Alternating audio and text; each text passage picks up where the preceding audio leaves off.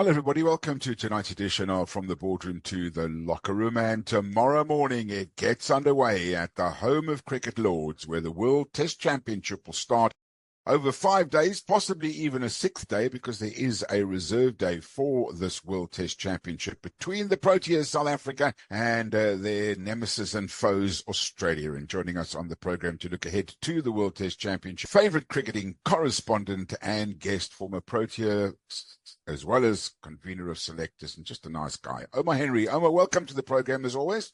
Thank you, Louis. Lovely to chat to you again.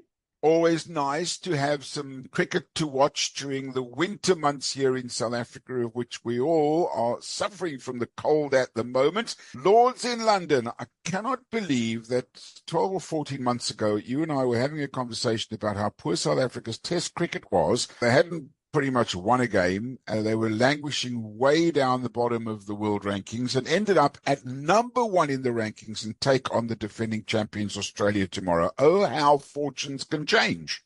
Well, it certainly changed, and I think they've done remarkably well, irrespective of what other people is going to say about the fixtures and all that. So you can't blame them for having those kind of fixtures. They played what was in front of them, and they did remarkably well. And the away test matches was possibly the big tester. But it came down to the last one, and they managed to get through that. And here we are on the big stage. Yeah, it's interesting that you say that because, I mean, the big countries like India, England and Australia, particularly India, we've played the most number of test matches. We played almost the fewest number of test matches, but have come through. They didn't seem to want to play us. Perhaps I'm being unfair in saying that, but of course, India and Australia and England, that they dominate the game around the world. But when we sent a third string side to New Zealand, even the most ardent Protea supporter must never have thought that we were going to be in this position. Well, I was one of them, but having said that, when I saw the fixture list for us and I looked on the log, I saw a gap. And it was a case of, can we go abroad? And Bangladesh was possibly the one that's going to test us the most, I thought.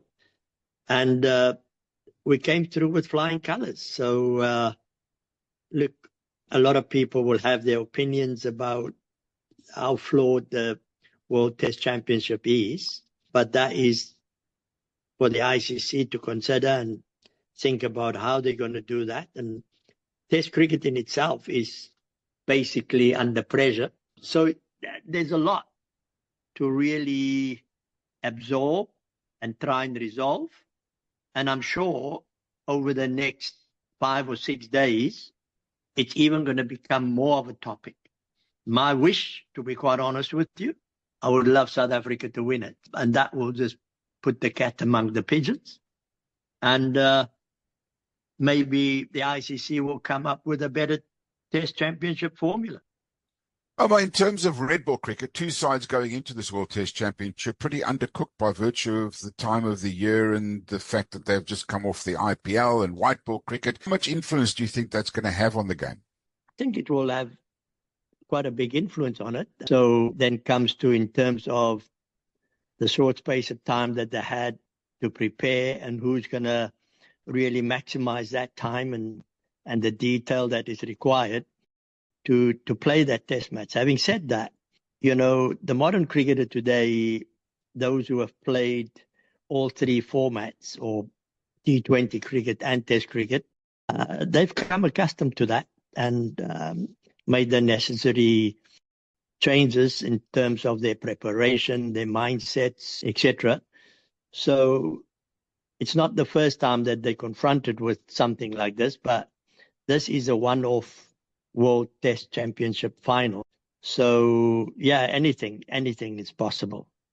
When we look at the two sides, is it fair to say it's the South African bowling attack against the Australian batting attack? I mean, is that fair to say, or are they evenly balanced in both the bowling and the batting departments? Well, it's going to be bowlers against batters in terms of both, because both teams, their strengths lies in their bowling. Maybe Australia possibly a slight advantage in terms of wickets taken, tests played, the success of that bowling attack. However, the South African bowling attack is also rated very highly, and they can compete against any batting side. So the two batting lineups will definitely be tested over the 5 or 6 days, and the new ball is going to be of paramount importance in terms of who plays it best and then who capitalize thereafter. Or when you're in trouble, who can recover well and be patient and just battle it out until you get to a good enough score. So, yeah, look, for me, seeing that South Africa is there, I feel that this World Test Championship is the final, is very, very important in terms of Cricket South Africa's future. And why do you say that? I say that because of the transition we went from, the changes that occurred within our domestic cricket, and that is SA20, the space it's taken up, etc. How Cricket South Africa is going to schedule its test cricket in the future, how domestic cricket is going to improve, 4-day cricket is going to improve in terms of the competitiveness, etc. So there's a lot. If we win this, it can inspire a lot of people and basically raise the bar domestically for other young cricketers to aspire. A lot happened from the time we won the Maze and being number one.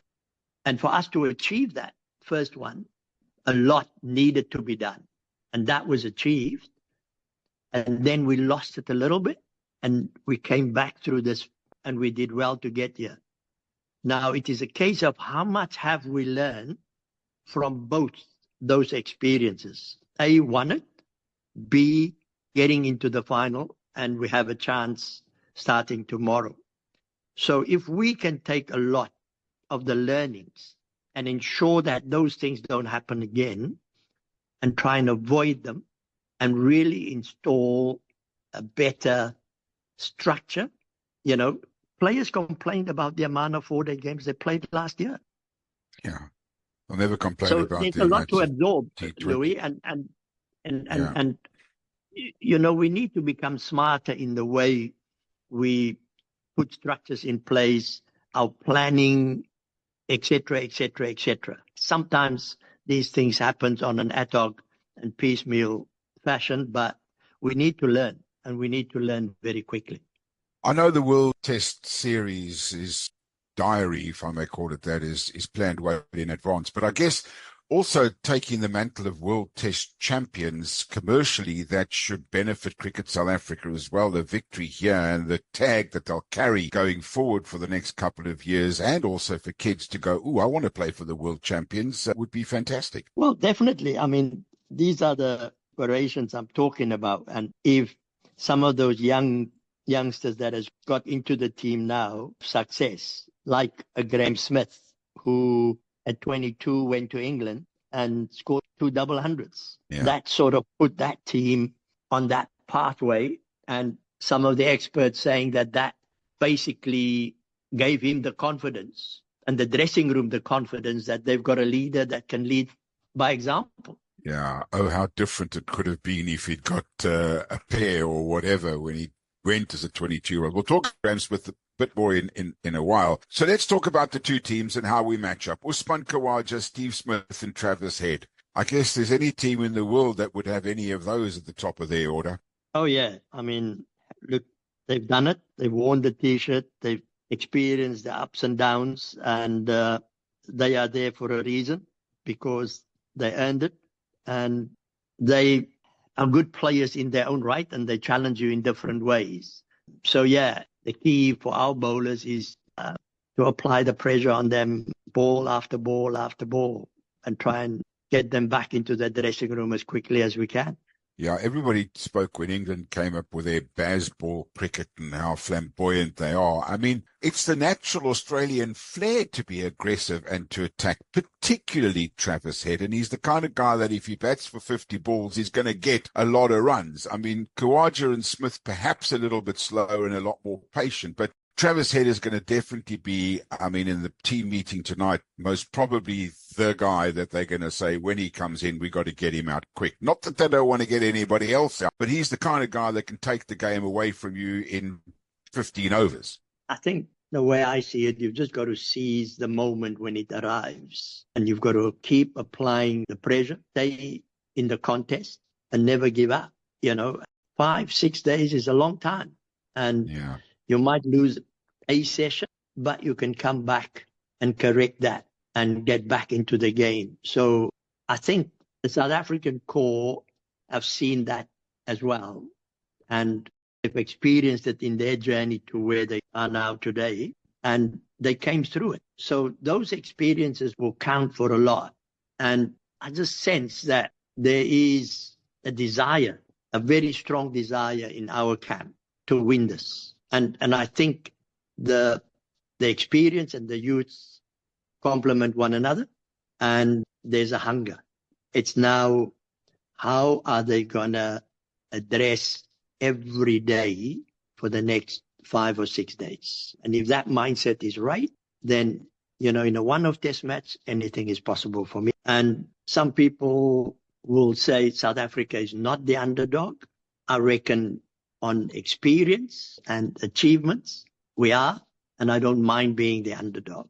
Sometimes it's better to be the underdog, but it is how much of a desire and a hunger you have to be successful. So as the previous national convener of selectors, this must be a very difficult job for Shukri Conrad, because I guess he's going to go with Rabade, Janssen, and most probably Ngidi, if I read what I see, and Keshav Maharaj to play a supporting role as a spinner. How difficult is it to decide on that pace attack? And again, I mention that because, albeit both teams are at a slight disadvantage, they play with Kookaburra cricket balls in their own countries, and they're going to play with a Duke ball in England at Lords. Well, that is the interesting bit already, So from a ball perspective, there's not really that advantage, although these cricketers have bowled with those different balls and they've learned how to use it effectively. From skill sets, I think we could match them from having a left armer and some right-hand bowlers, and the two spinners, quality spinners, both teams. Lions and Maharaj are two very, very good spinners. Lions, obviously, a man with an enormous amount of wickets and has done well for Australia, but so is Maharaj. So there's not much there in terms of what they can and what they can't do. They have won test matches for their countries. In terms of Ngidi, I reckon Ngidi versus Patterson, that is going to be a bit of a tough decision to make. Patterson, who's played in England, who's had success, brought him back, and he really won games and took fifers for South Africa. So will he fit into that bowling attack and create some pressure moments and take wickets for South Africa? That is a possibility. Ngidi, I listened to what the coach says, his advantages in terms of his tall, and he could use the slope well. That slope is definitely going to come into play, and who uses it best in terms of bowling and who uses it best in terms of batting. The other conundrum is in the batting, is it the Zorzi or is it Bellingham? Who's going to get the nod? Again, Bellingham just came from an injury. Haven't played much, but he knows England conditions. So there's also a decision to be made. So it's going to be very interesting in terms of that. And then obviously there's chats about Mulder in terms of his all-round ability. And he could bat in number 3. And then Bavuma, if it's Bellingham, if it's the Zorzi, then you have Stubbs and Farina, Yeah. And then the other guy is Bosch, who has impressed in the test matches that he's played. But he will come in as a batting all-rounder, batting lower down. So conditions are going to be key in terms of the overhead conditions, and then obviously the pitch itself. That's going to determine who's going to play and who's not going to play. It's all come down to making the right decisions, and then at the end of the day, it's about executing every session at 120% in terms of effort and in terms of skill. You're listening to the edition of From the Boardroom to the Locker Room. We'll have more for you after these. Hey, Unique Tribe, get ready for episode 73, where we tackle a crucial yet often overlooked stage of relationship, the independent stage. Absolutely. While independence is important for personal growth, it can also become a double-edged sword. In this episode, we will discuss how this stage can transform from empowering to potentially damaging for your relationship. That's right. It's all too easy to fall into the trap of being so independent that you end up in a state of coexistence, living alongside each other, but not truly connecting. We will explore how to find that delicate balance between independence and intimacy. We will share insights on recognizing the signs that your relationship might be veering into coexistence and practical tips to foster deeper connection. This episode is for everyone who wants to maintain a strong, loving partnership while still honoring their individuality. Because at the end of the day, relationships thrive on connection, not just coexistence. Tune into episode 73 of Unique Yet Connected on the 15th of June 2025. Available on Spotify, Apple Podcasts, and YouTube. Let's discover how to build relationships that thrive together, not just alongside each other. Don't forget to subscribe, share, like, and engage with us.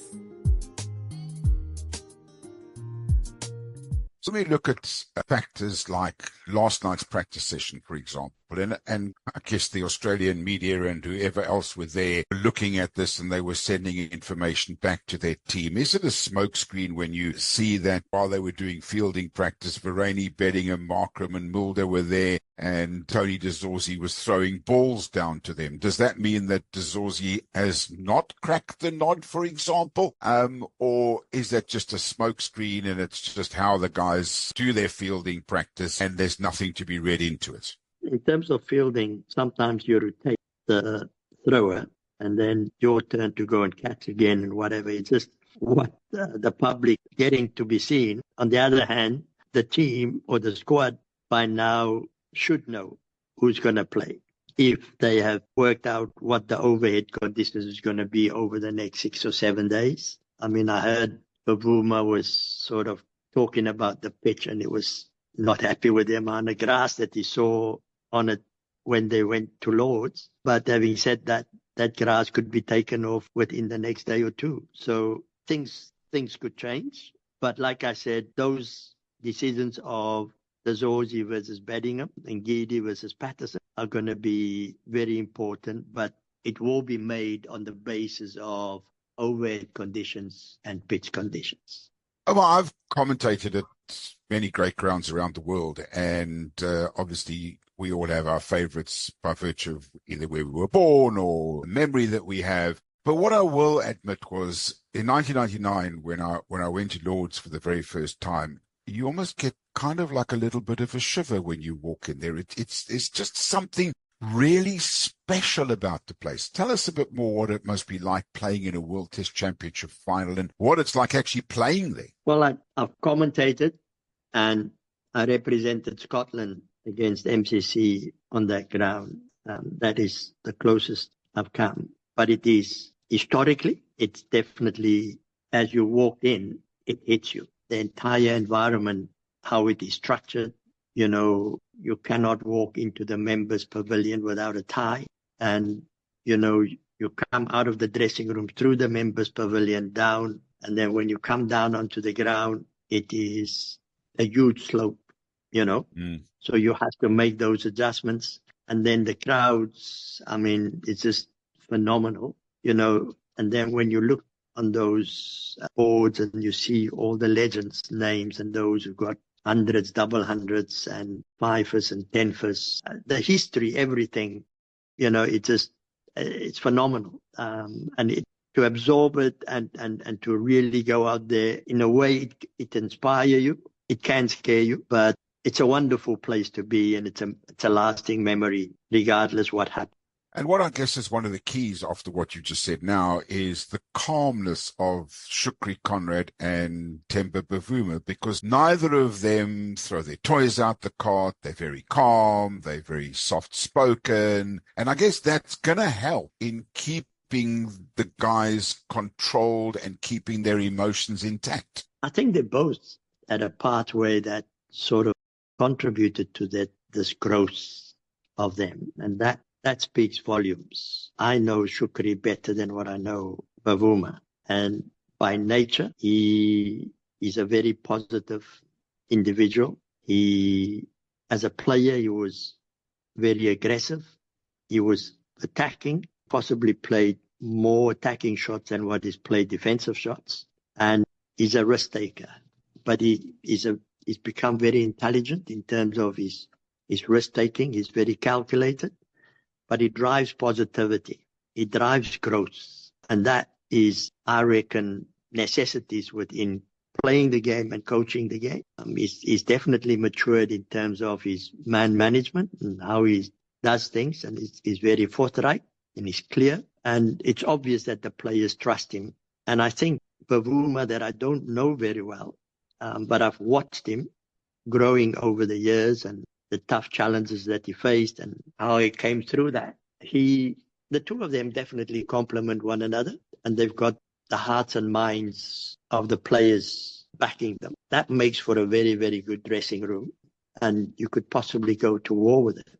And you're going to have to be very calm and cool and collected against Australia, who come at you verbally and physically and try and get into your head as much as they possibly can, versus a predominantly more quiet South African team, besides perhaps Verreynne behind the wickets, who might have a chip or two here, and maybe Markram. But I mean, and Kagiso, who just speaks with the ball. So that's going to be key as well, to not let Australia get into the team's head. I think, that's very important. And now that you've said that, we've got ex-international players. I mean, I saw last night two of our batters who was in that team that won the Maze the first time, Graham Smith and Amla. They were inducted in the Hall of Fame. And surely Shukri or Bavuma played where Amla was the coach at the Lions. They would have had these chats, How do you absorb that kind of, how can I say, trying to climb into your head constantly, session after session? Sometimes they talk directly to you as a player, or sometimes they talk indirectly to you as a player. It is your strength mentally is gonna be a determining factor. So I'm sure they would have used all that and try and prepare the players, whoever's going to play, mentally, technically, tactically, physically, to really stay in the battle for 5 or 6 days. And, the management will try and absorb what they pick up on the field and feed that information back into the players. And hopefully after each session, they could build on what they've achieved or they need to still do after each session. And that, for me, is going to be the testing for both sides for as long as they can. Always lovely chatting to you. We look forward to perhaps 3 or 4 days of enthralling cricket, and if it is just that, may South Africa come out on top. That's tonight's edition of From the Boardroom to the Locker Room. World Test Championship tomorrow at Lords. The number 1 ranked team in the world against the defending champions, South Africa versus Australia. Hope you've enjoyed our chats. Once again, as always, be nice to each other. Until next time, bye for now.